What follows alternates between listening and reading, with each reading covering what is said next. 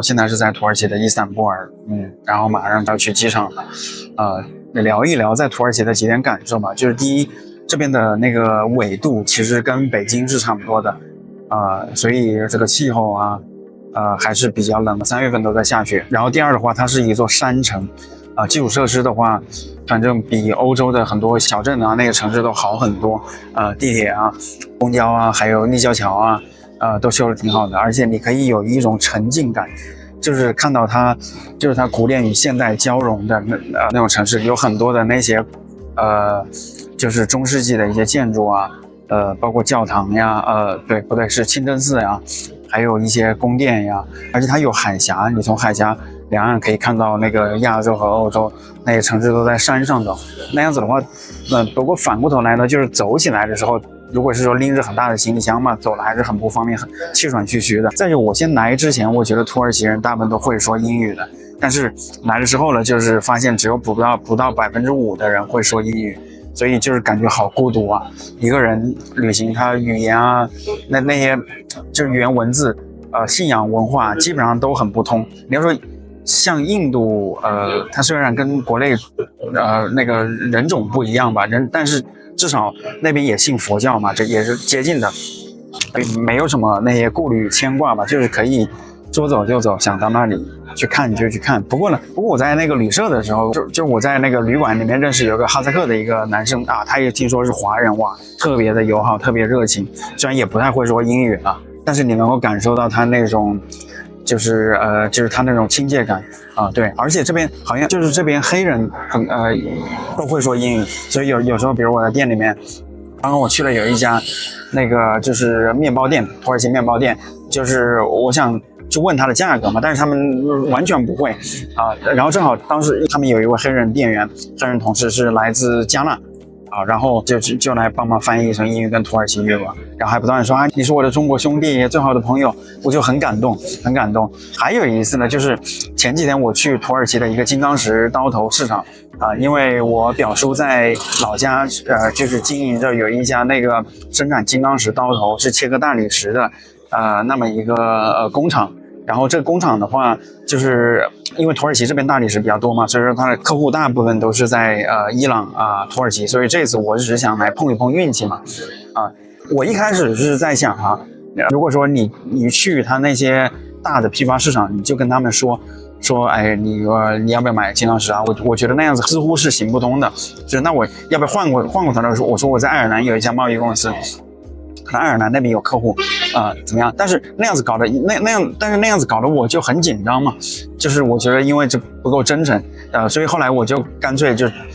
到第二次的时候，我就直接跟他们单刀直入，我就说是在中国我想销售这个金刚石刀头结果没想到他们都非常的那个，虽然就非常的就是愿意帮助，就告诉我旁边有哪几家公司，他们可能在销售这个，还给了很多一些名片啊，还有联系方式呀。然后而且他们都不会说英语，都是我们用谷歌翻译来对话，这个都是很顺畅。甚至最让我感动的就是去有一家那个店，那一家店它是卖那个相当于那个电钻的钻头的是一个土耳其的一位大叔，就是一看就是那种。就是很亲切，受过教育的那位大叔。好，然后我去的时候我就跟他我就跟他说我想卖那个，我就给他看那个照片，我说我想卖金刚石刀头，然后他用谷歌翻译，他告诉我应该往哪里走，哪几家公司可能在卖那个，而且最后还不忘了去叮嘱说，就是千万是说一定要是收到了付款再去发货，因为我也听说就是做外贸的很多就是在有一些就是南亚呀，甚至说中东有一些国家，就是他们通常尾款都收不到的，所以说他们销售的时候呢，他通常就会保证那第一笔、第二笔的那个款项至少要保证保本，好，然后后面再是还有一个什么，再就是去了那个就是土耳其的蓝色清真寺，还有那个就是索菲亚清真寺那边它现在是完全是改成了那种。就是清真寺的，之前还是说有博物馆的功能嘛。好，然后结果去的时候，门卫他说不是穆斯林的话就不能进去。好，后来那个就之前拜占庭东罗马帝国的那个那个清真寺里面没有去成，外面看了一下，其实感觉都差不多啊。我就觉得旅游，你要说看建筑呀，你去看那些，那就是你去看建筑，其实大部分都是差不多的。但是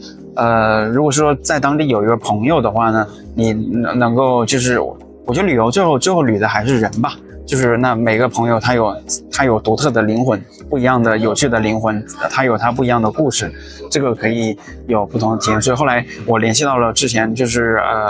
在爱尔兰认识的有一位土耳其的一位校友，他就请我去吃了有一家那个反正是市中心那种很高档的一家餐厅嘛，而且他请我吃的是西餐，大概2个人相当于人民币300多了接近300了。对，然后这几天的话，就是土耳其他就是很多大学生出门抗议吧，抗议那个埃尔多安的，他的一个也相当于一个政治对手，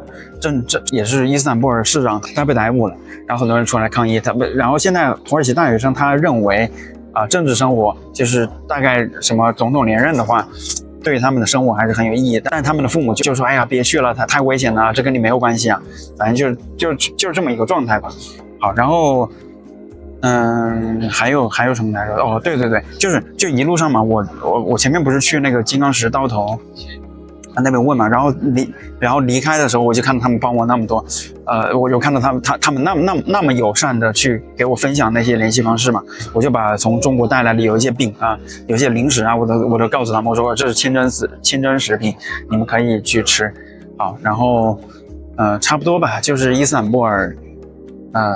也反正就是很孤独。总之，这也是旅行的整体的感受，就是很孤独。而且看土耳其这边，我觉得分成2类人嘛，他们就是要么就是有点像那个中东这边的长相啊，包括有一些女性啊，她那些打扮啊、戴头巾啊，都是像中东这边。然后另外一部分呢，就是很欧美的那种风格，而且他们很多